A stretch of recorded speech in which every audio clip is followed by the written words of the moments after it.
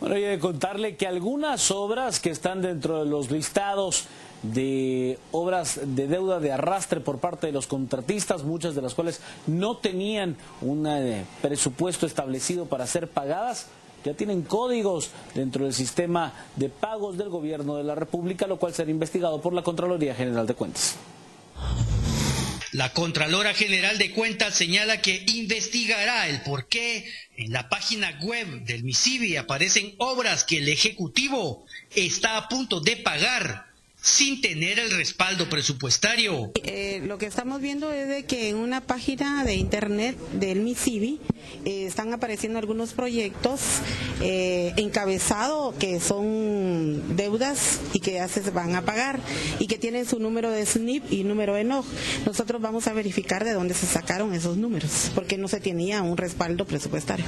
Bueno, acordémonos que todo pago requiere una autorización, un respaldo presupuestario, una asignación, renglones presupuestarios basado a la ley. Entonces, si en un dado caso se comprobará, ¿por qué no? Los códigos SNIP, Sistema Nacional de Inversión Pública, y el NOG, Número de Operaciones de Guatecompras, se designan a una obra solo cuando tiene el respaldo financiero necesario. Es decir, que según la Contraloría, si las obras ya tienen este código, el Ejecutivo no debería estar pidiendo dinero de bonos para el pago de la deuda de arrastre. No obstante, la Contralora debe averiguar de dónde vienen esos códigos. Mire, lo que tenemos que hacer es ver si realmente son proyectos establecidos de la deuda, primero, ¿verdad? Y ver de dónde les agregaron ese SNIP y ese número de NOG. Pues eso es lo que nosotros vamos a averiguar, ¿verdad? ¿Cómo fue que resultaron esos números allí, ¿verdad? Posiblemente vengan de un respaldo presupuestario y autorizado, ¿verdad? Pero eso no lo sé todavía yo. Es momento de abrir el debate. Por supuesto, hay muchas cosas interesantes de las cuales podemos discutir al respecto. Le doy las muy buenas noches a Hugo Novales. Buenas noches, Juan Carlos. Buenas noches, Giovanni. Y buenas noches a nuestros televidentes. Bueno, primero la denuncia del líder. A mí me parece que esto es algo que a nosotros en Guatemala posiblemente ya estamos algo acostumbrados a este tipo de acciones espectaculares por parte de los diputados del líder. Que son precisamente eso, espectaculares, es decir, en muchos de los casos son carentes de contenido.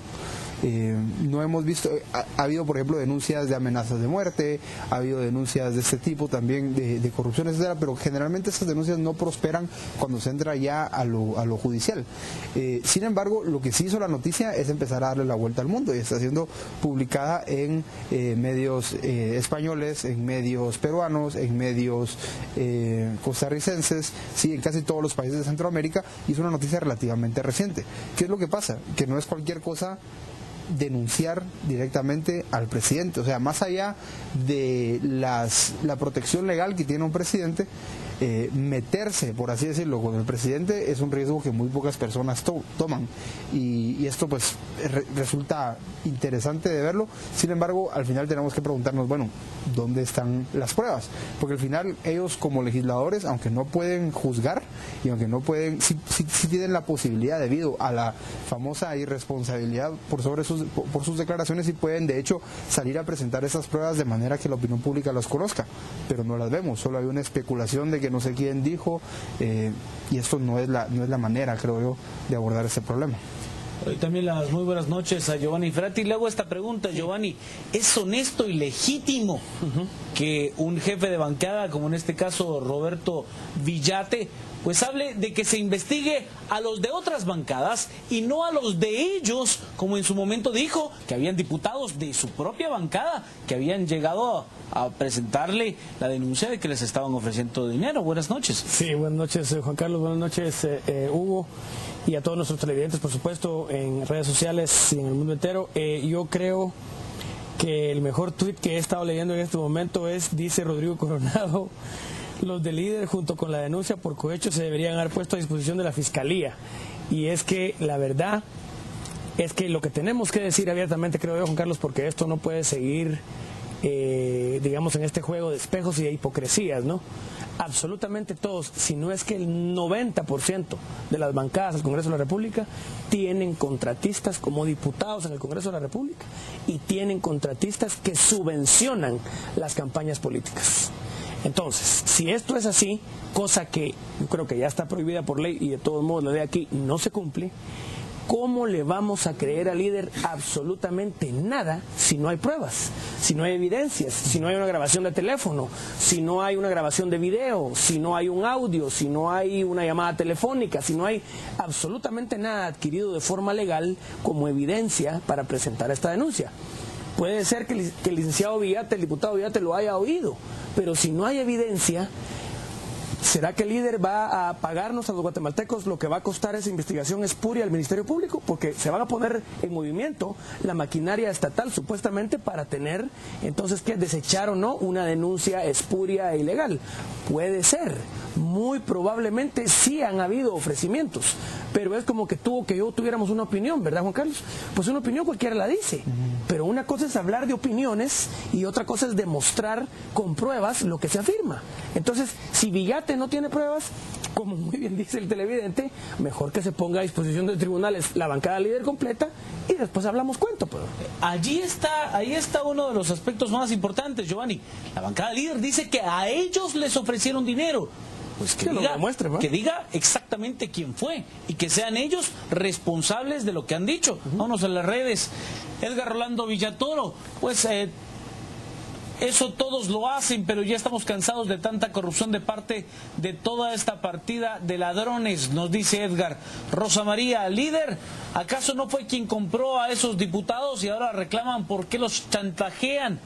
Néstor, ¿y ellos acaso no compraron diputados para que se pasaran a su partido político? ¡Qué descaro!, dice Néstor.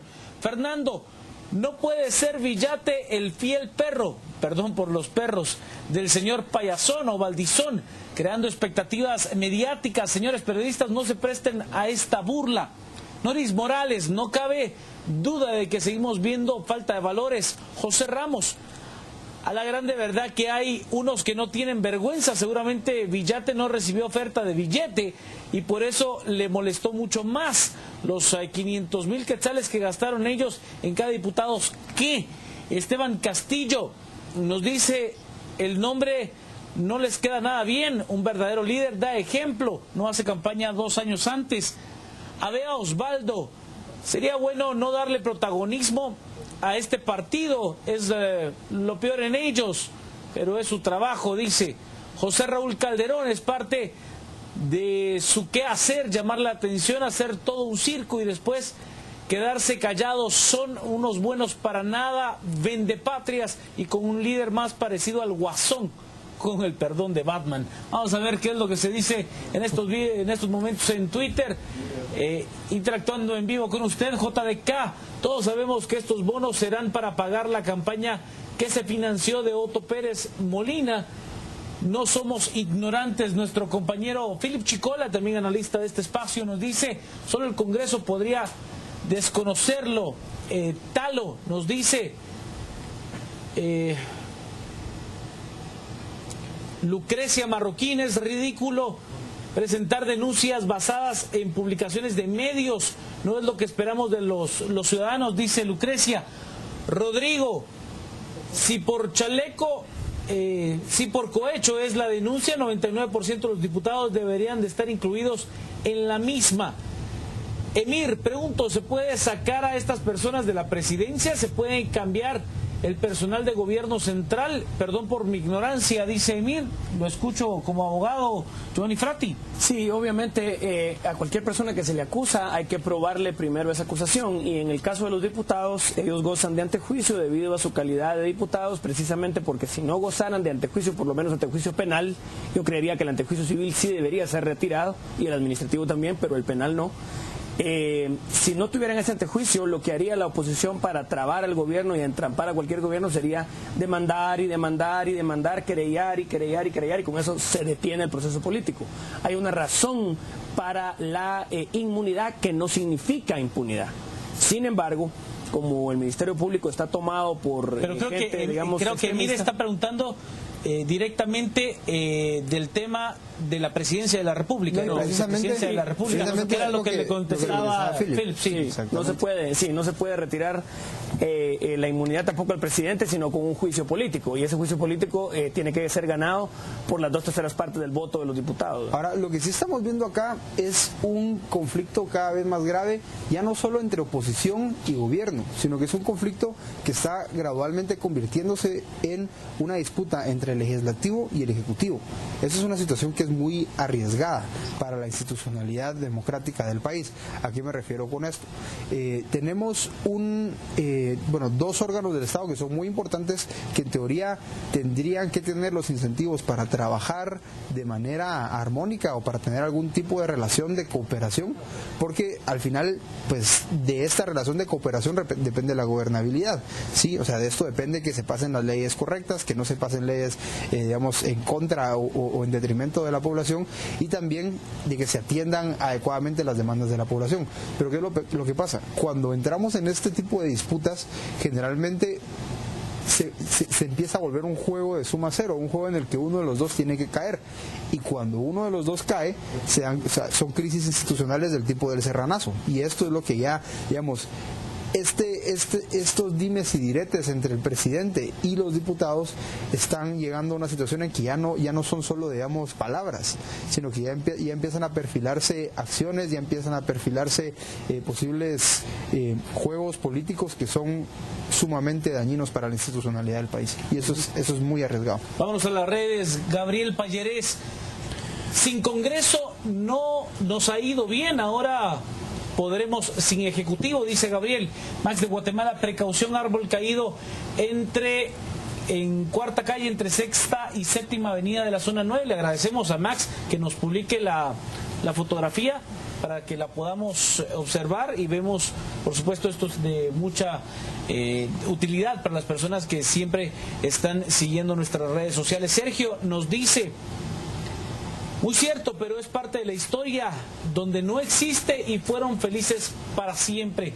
Apenados los de líder gastando recursos y energía en denuncias en lugar de trabajar, nos dice Apenados. José Met: compra de voluntades de diputados de aquí, en Estados Unidos, donde sea, hay temas más importantes. Arnoldo Valdés: a ver qué hace la fiscal, si investiga algo, o igual que con Colón, que pese a la acusación no la investigaron, dice Arnoldo. Las mismas payasadas, la cuestión es dejar al país en el abandono gastando dinero en sueldos por estupideces, nos dice Gloria Clara Soto. Con lo que gasta Sinibaldi en sus noticias, podría pagar la deuda flotante, dice Gloria Clara. Viaje a Guatemala: algo que es importante es que si no fuera por los de líder no existiría oposición. ¿Es eso cierto, Giovanni Frati? A mí me parece que no.